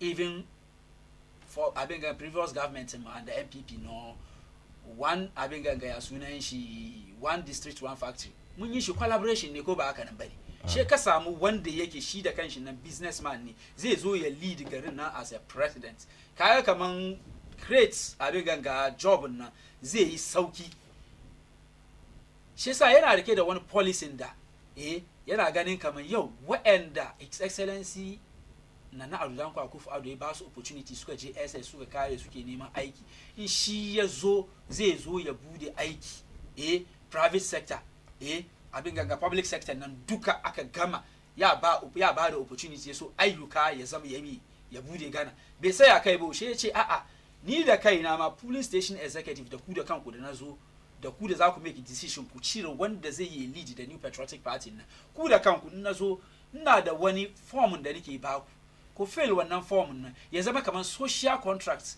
between ni da ku delegating nan party nan in yazo power appointment da zai yi various constituencies nan duka wannan appointment da ake cewa every 10 constituency an ba da appointment wani abu ne da yake yana nan tun dama every constituency ana ba da appointment in aka ba da wayannan appointment nan zan doki wayannan data nan don forms nan da aka baya ka fill nan yanzu akan ga nan an je ana yin shi ana putting shi into data in ba wayanda aka ba appointment nan in that various constituency nan police station executives nan in su ma suka zo da damuwansu ku taimaka musu in as much as jiya mun gani karkashin gwamnatin mu no wani police station executive ya zo yana neman abin ga taimako immigration police fire service military da sauran wasu na tambayan su she sun bada wani kudi kaza sannan a basu wannan opportunity nan wani abu ke ne Japan ya bada example yace na je to na kai 10 o'clock mutane sun zamna sun jira almost kaman 3 hours in shi abin gangan nan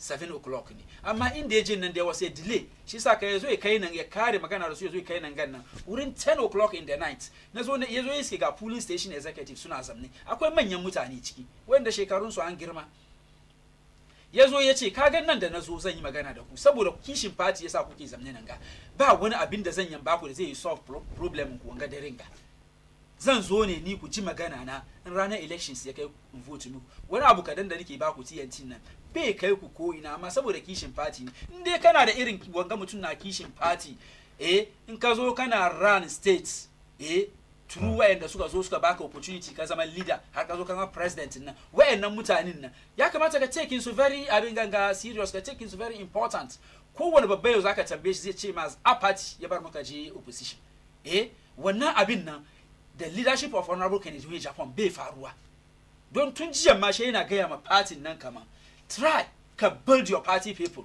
wannan lokacin nan duka ana ganin kamar yana kuwa ne build your party people muka kare muka wayi gari wanga a party ne muka ya same mu shi yake cewa kamar a'a wanga baban ga duka na zamna na observe na gani wasu ma na ce min kamar wai an taba tambaya na kamar wai ni na zama shugaban kasa na ce a'a ni me zan yi da shugaban kasa ce a'a wanda dun yake make decision bai sake hankalin shi duka ko kuma a'a akwai wani abin da in Allah ya kaddara ma ko kai baka so shi ka zo ka yi shi in Allah ya kaddara ka yi abu ko kai baka so shi ka zo ka yi shi shi yasa yanzu nan kamar mu musulmai shi mu gani kamar a'a wani rabi ma wani abu ke da Japan wani abu ne da yake Allah ya kudura cikin rayuwar shi ya zo ya kai lokacin da zai zo ya nemi da flag bearership of the party kuma Allah zai bashi Allah ya so ya yi da ranar Saturday yau ya fito da kanshi wani yazo yana bada example wai saboda jiya ya ce kamar a'a if be president we are go chop kuma maganan gaskiya ne ai ka zama shugaban kasa ai ba shugaban ba wannan zaki akwai business da kake shi yasa shi ma yana business ne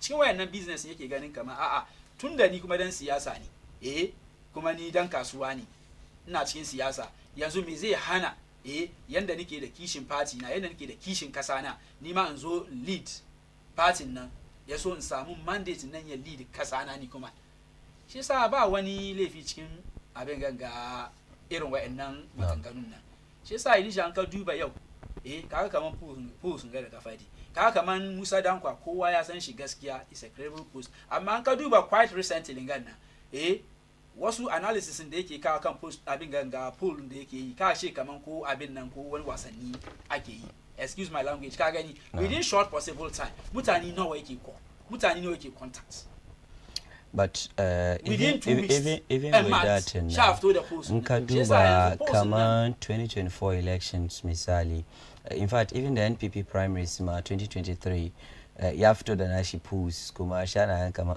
ya yawa kaza and ya shiga now da ka zo general elections ya zo the NPP totally disagreed with Musa Dankwa with his abin gan da ya zo da shi and clearly har ma ya zo kai wasu mana kiran shi wani sunan na kima we had zongo pusta da menene da sauransu and karshe dai shi abin ya zo cikin banda wannan wasu rerun elections da aka yi da su by elections da aka yi kusan duka projection da zai yi duka shiga kamar yayi mi ya zo cikin end normally idan ya fito da poolin shi kuma za ga kamar mutane sun question ya ke ce mai da processing wannan ya ke ce ma poolin da ya yi na ka gane but at the end of the day na shiga kamar abin ya zo yanda ya project ka gane ko yes so I think that kamar yadda kake faɗi wannan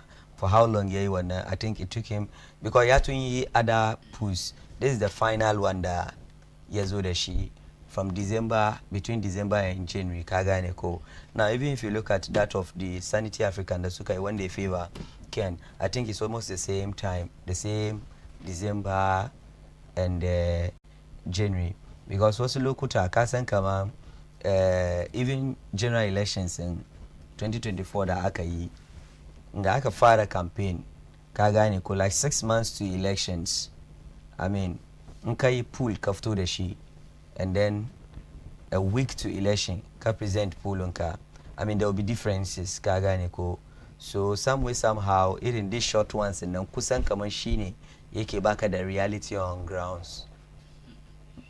Na understand point da kake son ka mai amma ina son ga yamma kaga kamar recently ga almost yance kamar every week wasn't post you have to from Musa Damba and we are talking about 276 I think constituencies ka san za ka yi post within ya sunan shi internal elections the external election there's a different don yanzu ba kai ka kira wanda ba polling station executive bane shi ya ce ma kama a'a wani kaza ya win ko wani kaza ya lose inda difference ne yake so kana ra'ayi da Sanity Africa ba wai kamar ina ra'ayi da Sanity Africa don a ce kamar honorable Kennedy Japan ya samu 52% bane this is the first time the polls sun shift all this while da za je internal contesting ga Sanity Africa ka taba jin wasu sun kawo one polls until the end of wasu ma yanzu suna ce kama wasu na ce kama sometimes candidates na su contract yes. su contract I mean some of these posters nga kai ma fito da wani abu saboda ni ma mabiyin bayana don wannan ne ya zama bai ce Musa dan kwasi ba mu ya bai ni on teacher ya bani kura yan kwato ka gane ko wannan that aspect nan so yeah so kamar general elections ma haka it happens na ya ce chale abani kura sai mama bai ni on te min ko ha mi hu because the way I dey na bani Musa dan ba kura so bai ni tino en ko ha hu so sometimes in wasu na kaman well ana yin wanga because clear ni da wanga fito I've heard many people saying that look irin shi kenan ana kaman wucale bari mu ma a kara a ba supporters mu wani vim kan da wani kwazo saboda kasu zama gida su ce kamar abin nan ma chale ko mun je ma bai fa the reality is and this is politics and some of these things happen yes. Yeah look at their strategies shi za nake ce ma kaman kaga the reality will happen on Saturday yeah and Saturday kuma because all these are projections firan da muka yin ga duka projections the reality will happen yeah wani da MPP ya ce fiye delegates yeah ba ma wani dan MPP kade bane every political party day when an ce ma kaman polling station executive ne da zai zama delegate election day no fear delegates no and this is delegates that's just to delegate wanda zai zo a jami'a zo yi fira da kai yana son candidate ko kai ne ma candidate ma ya gwada ma soyayya da komi meanwhile kuma wani yana da ajandan shin da yasa shi ya zo wurin ka kama some of these things kuma so da yawa inda yake da ban tsoro shine irin primaries and constituencies in nan inda abin ke da ban tsoro sosai kenan so even ko presidential ko domin naji wani lokaci ma wai wani ban son kira region na shi ma abin da aka yi kasan amin kai min gafara wani abu wasu suka ce wai lokacin primaries yake lokacin nan ne da delegate nan za su je su say the destiny mu for TV da fridge so there was this constituency da na samu labari one of the candidates abin da yake yi ne akwai wani dakin turu sha aje kayan nan wurin nan da abubuwa da meye da kayan na sha aje so in kaje shi kaje ka kantam kamar ka vote ma candidate ne shi ka doki kayan ka wuce inde ka san baka vote da kai da kanka ka ga conditions nan da yake yana tattare da shi nan baka cin amanan shi ko baka dukan kayan shi so bai lose biyu maka ga shi bai kamata abin ne ya zama haka na'am kowane candidate da ke contest elections da delegate da za su vote ne abin da ake bayi wannan ba wai ana ba mai shi don wani abin gaba ne ana ba shi ne ya serve as a TNT ka gani yanzu ya dai zama kamar wani abu da daban ne ana ba mai shi ne serve as TNT zai taso ya fito gida ya zo ya yi kudin mota shi yasa every abin ga candidate nan ya kamata ya provide wannan TNT nan shi general election ba su don ina vote kauye ne kullum na faɗi ina vote wani kauye general election both political parties akwai yanda ake transport su okay no problem Allah ya kai mu elections don ina vote kauye ne both political party ina ji announcements kan TV kuma ni ban so motar party ina dai son kudin mota ne in je in vote don na vote daga kauye amma circumstances nan wanga abin nan duka bai kamata a ce yana ya faru exactly don kai dan kasa ne kana kishin kasan ka she ka duba Haji Amir ne ko ni kake ganin kaman zaka doki mandate ka bani in ka bani zan zo yi ma wani abin da kai ma zaka samu amfani cikin kasan nan na'am yayin mulkin kasa ne ana dukan mulkin kasa a ba wanda zai zo yayi mulkin kasa a samu amfani ne amma in dai zo a zo a dibi kudi a cine ai ko she ko a ja doki kowa ya zama shugaban kasa na'am that's true that's true sha ja doki kowa ya zo ya zama so honorable batun Ken wasu critics na ce critics wanda ba sa rayi da shi suna ce kaman kalaman bakinsa I'm looking for the right word anyway. I mean, you know what I'm talking about. It's nothing to write home about. No. Aja Amir, kaga wayan mambagan zartutuka da ake yi duka yana da kyau da yawa yazo. Ina jin wannan buke ne tun Japan. Akwai wasu zartutuka da yayi. Ba wai na yi ma kanshi bane. Yana yi ma da party nan. Kuma lokacin da yake yin nan, the entire party nan kowa na ganin kamar muna da hero kamar Honorable Kennedy in Japan da yake bold ya speak for abin ganga party nan shi yasa in dai yau ya zo ya ce na so ya contest elections kana da campaign messaging ka da zaka sell candidate kaka zo ka ce maganganun da shi yayin nan na gwada kamar bai deserve ya je lead abin ganga party nan ba da ya je ya pick form yake so ya contest ya je vetting ko bai je vetting ba vetting committee sun clench ko ba su clench ba kenan ya qualify ya lead the new patriotic party as a flag bearership kenan wa'annan maganganun da su wayan nake fadin nan wannan shi ma wani political strategy ne within their campaign da su suke ganin kama bari mu zo mu ga wayannan police station executive kan wa'annan maganganun shin nan shin ma muke so mu ga police station executive wannan magana nan ba deliberately ne yayi maganganun nan ba wa'annan maganganu da jiye yayi ne don ya serve party nan annun wasu mutane shi yasa wa'annan maganganu duka yau da yayi shi aka juya shi aka mai da shi laifi akan shi abin da ya faru kenan kuma yau inda Honorable Kennedy Japan bai fito ya zo ya ce yana neman flag bearership MPP ba da ba wanda zai zo ya ce shi jiya ya ce kaza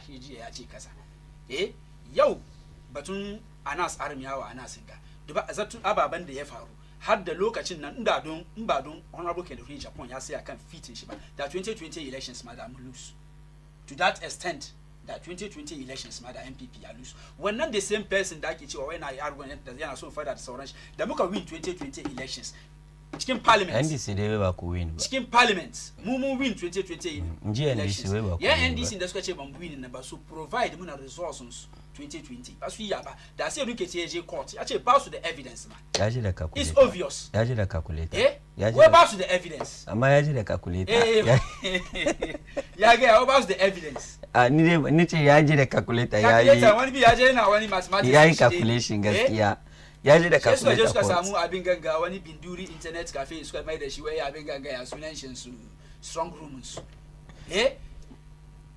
wa'en da ka zo parliament Honorable Kennedy Japan ba ga irin ababen da ake yi ba ana fada ana menene ake cewa dan rikici ne shike kawo mutane da saboda yana ganin kaman bai son a frustrate the swearing in of his excellency na dan Kwaku don ya san deliberate attempt ne lokacin nan shi yasa abin da yake yi duka yana yi ne inda ya kamata yayi ba wai kaman ganganci bane kuma wayanna baba da yayi nan duka shi nake cewa ba yayi ma matan shi da yaran shi bane ba yayi ma family shi bane ba yayi ma kan shi bane yayi ma the New Patriotic Party ne amma yau da yazo wai yana son ya contest as a flag bearership shi aka juya wayannan maganganun nan shi zama laifi akan shi right tangane da lokaci na'am bari in baka wani misali a jami'ar Allah ya sa kai kuma abin ga malami ne almajiri lokacin da manzo Allah sallallahu alaihi wasallam ya bar duniya sayyidina Umar ma before ma zo wurin suna cikin mutane da yake mushaddadai ne lokacin da basu anshi musulunci ba manzo Allah sallallahu alaihi wasallam addu'a yake yi Allahumma izzal islam bi ahabbal umarain saboda ana ganin kaman suna da sanani so zo addinin musulunci yayi karfi shi New Patriotic Party muka samu wannan lokacin da manzo Allah sallallahu alaihi wasallam ya kwanta me sayyidina Umar ya ce wai man kana ya abudallahu wa rasulahu fa inna Allah la yamut wa man kana ya abuda Muhammadu fa inna Muhammad kad mata shi ne ga kuma man kana ya abuda akufa da koya kaga gani shi yasa ba ko me muke yi whether other side ne da wurin side mu ne ya kamata muna put measures na ji dadin magana first vice chairman Dr. Rafi da yake cewa haka in an gama elections nan definitely we need both sides a gamu a ja a win elections don ba wani one side da zaka yi ka ce min kaman kai kade da kai da mutane ka kuya kuje ku win the entire elections nan mun gama kanmu ma 2024 ya muka kare most of the parties yanzu akwai UP the roots of the NPP nan da kanshi ya fit da kanshi cikin kuma yana so wane ne roots of the NPP UP United Party wane ne founder of the United Party babannin su Akufo-Addo da su Alankash shi yanzu haka wannan UP wannan suna UP nan wannan suna UP nan shi nashin nan rebranding ne okay wai an koma asali an koma asali wannan nan dai shi yana ne kamar dai yanzu Ghana kace mun koma Gold Coast nace kamar dai kana nufin bai possible kamar yanzu Ghana ba mu ce mun koma Gold Coast wane ne UP babanni su Akufo-Addo da su Alankash da su Kenuforiata suka kafa UP na yanzu Alankash ne the leader of the UP party ka gane ko or the U party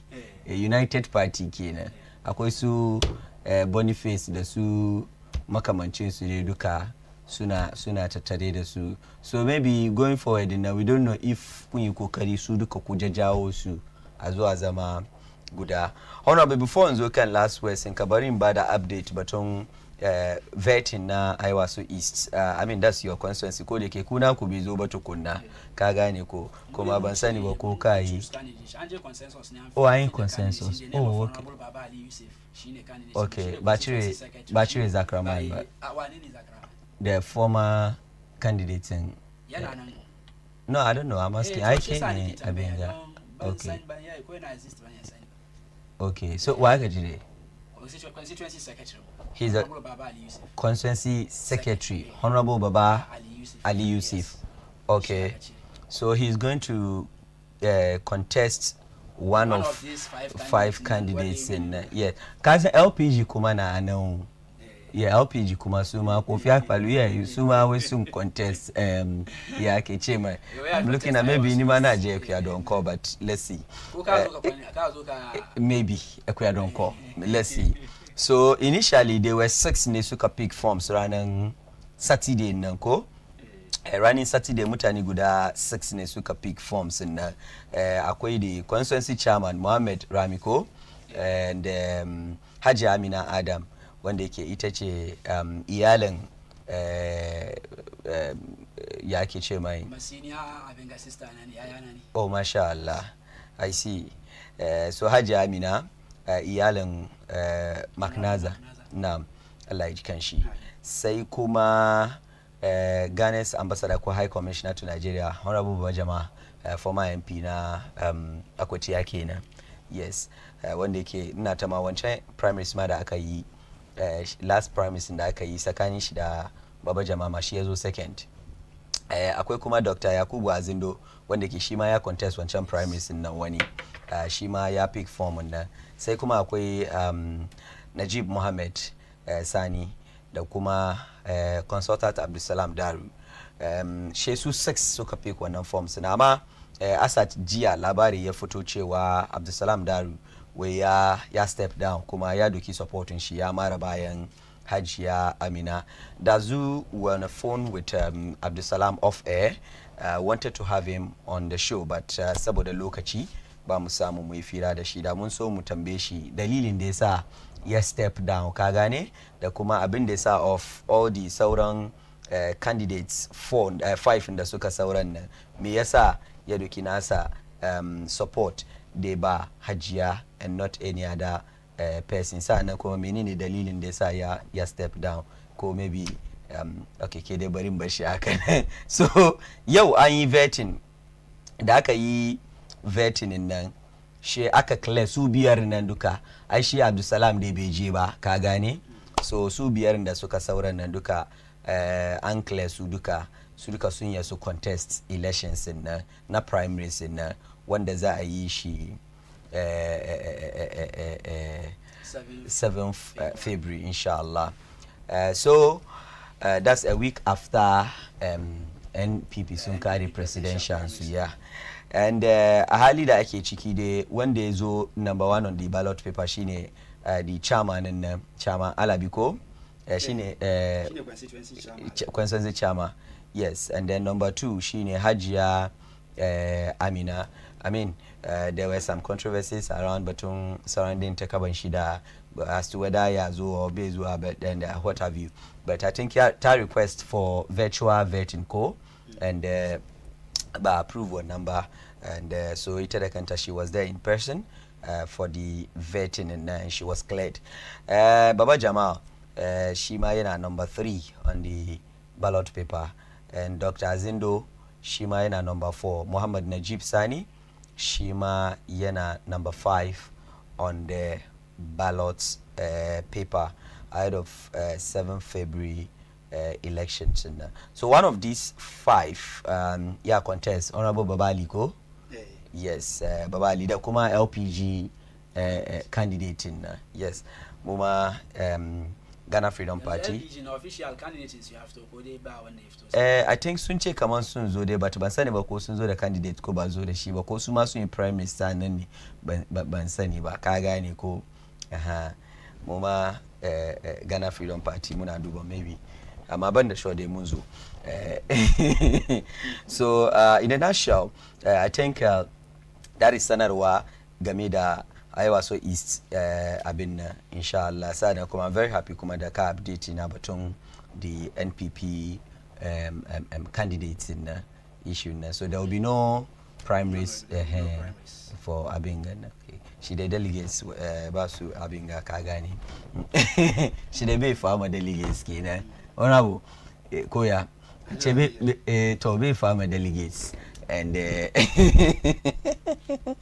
honorable bari take final words in ka before the ko da yake dai baka ba ni opportunity ko da batun Abinga ko di fiya san ban sai ba ko kai magana no in kai magana akwai dama honorable in kai magana akwai dama yanda zamu je contesting ga mafi yawancin su suna yi su ce kamar wani kaza shi ya dace wani kaza shi ya dace haka mu kuma za su je contest ma muna yi magani kamar wani kaza shi ya dace ni na doka diufiya sem tunda da ka bani update na maganan gidanku so but it's your constituency and this is politics I mean so in kana so kai magana kalas in zaka je buga match kana son ka san candidate da opponent ka zai kawo da kai da shi za ku match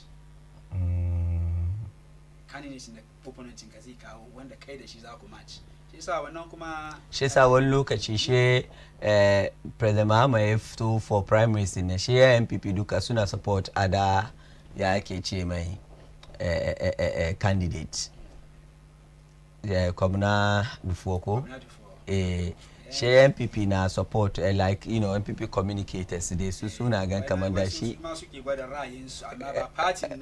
okay yeah a haka nake gwada wasu suna gan kamar da NDC ya zo da shi su suna gan da ya zo da shi don shi su za su iya ina don shi su za su iya so me shi na gan kamar okay bari a zo da one don shi da mu iya amma haka zo da His Excellency John Dramani Muhammad ke ganin kamar haka nan kamar wanda za a iya kenan shin nan kuma da ke zai takara da shin nan suka ki bashi opportunity ya takara da shi saboda suna yana ganin kamar ya dame shi amma shi kuma da shi kuka so do kuna kamar shi za ku iya shi muke so ba shi nake ce wannan kowa na gwada ra'ayin shi okay okay muna ganin kamar ina jin ra'ayinka ina jin ra'ayinka amma unfortunately 2024 nan there are a lot of circumstances in the MPP muka samu kanmu da wannan abin nan ba kai ka cire kanka ciki garuruka da yawa an samu ba kan ba da Ghanaians ba su yadda su je su komo da NDC yau misali ina ga ma an ce ma wani rai kudin petrol sauran shi a jami'in na ma magana yau ga na'am wai ta mu ya kai sa bari mu wai ta mu ya kai bari mu kakate shi quickly na'am da shi da shi 10 cities yanzu ana sai da shi 12 cities shi yasa shi me aka rage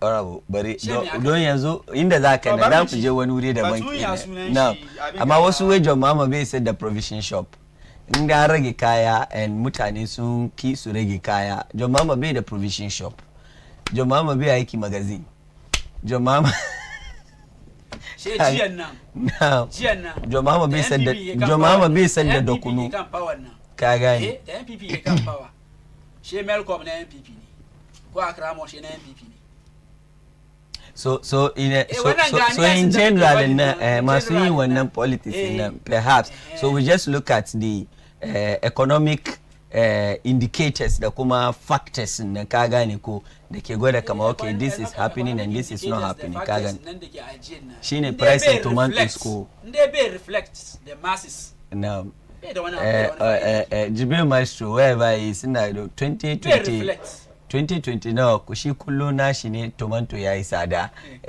Jibril Maestro inda kake dukan na gaida kai Jibril an rage tomato ko so maybe I mean it's been a while now we lokaci na ke so bari mu contesting ga duka ni first of all gaskiya ni sister na ni wasu maganganu da mutane ke yi wani ya dace cikin musulunci ko no I don't want us to ban so ma mu abe ba ran kama I didn't banje let's not go there at all ban so abin nan wannan na bar mu malamai ban zuwa wurin nan samsam na amma ai kamu ma politicians muna da dama mu ma wani honorable ban so ma mushi my honest na san hajiya tana number 2 ka gane ko ta request ta yi virtual vetting kuma aka hana ta and she went in person and ta qualify aka claim ta kuma ta zabi number 2 on the ballot paper nan ka gane ko shine ni nawa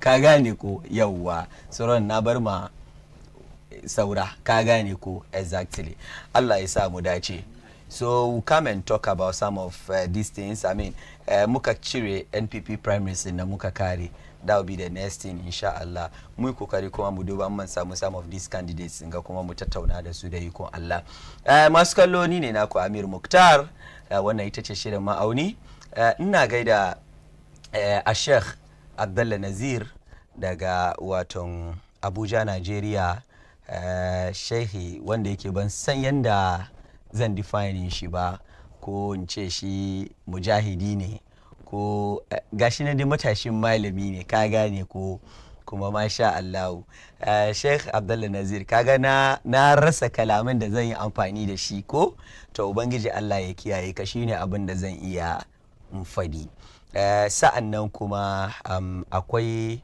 waton wani sarki wanda yake shi ma a hali da ake cikin ban san wani kalamai zan yi zan yi amfani da shi ba wannan sarki wato sarki Abbas Giwa kenan sarauta ubangiji Allah ya kiyaye ka duk inda kake ubangiji Allah subhanahu wataala ya yi maka ya kamata Allah subhanahu wataala wato Allah ya daukaka ka, na'am ya daukaka sarautan kuma. Na karshe kuma na kara cross border ambassador Yarima Shattima, shi ma yana contest waton senator na Kaduna Central. To ambassador dai mutumin da yake in ka duba iyan shi da kuma wani nazari kaɗan da mu ma muka yi game da shi na nuna cewa in Allah ya da lokacin elections ya kai, that's next year 2027, idan mutanen Kaduna Central suka yi kokari suka ji kiran wannan bawan Allah suka ba shi dama ya yi musu hidima, mun fahimta ko, to ina ta ma zai yi matukar amfani kwarai da gaske. Ta haka muna fata lokaci ya kai al'umman Kaduna Central za su saurari waton wannan bawan Allah ambassador Yarima Shattima, su ba shi dama ya yi musu hidima. Ambassador, muna gaida kai kwarai da gaske tun daga nan Ghana har zuwa Najeriya, Kaduna. Sai kuma Abba Muhammad, shi ma dan jarida ne daga Kaduna. Abba, ina gaida kai kwarai da gaske. Wai yaushe da ka zo Ghana kuma ka zo ka ci Ghana jollof, ka gane ko, ka san bambancin jollof, ka san nan za ka ji dadin jollof. Na'am, masu kalloni ne na ko Ameer Mukhtar, kuma wannan ita ce shirin ma'auni. A nan muke auna batutuwa masu muhimmanci, mu tantance, mu duba inda yake akwai gaskiya, mu yaba inda kuma ya kamata a yi gyara, mu ainihin tunatar da ka'unanmu. Idan Ubangiji Allah ya kai mu ranar Juma'a za mu sake haduwa. Wassalamu alaikum wa rahmatullahi wa barakatuh.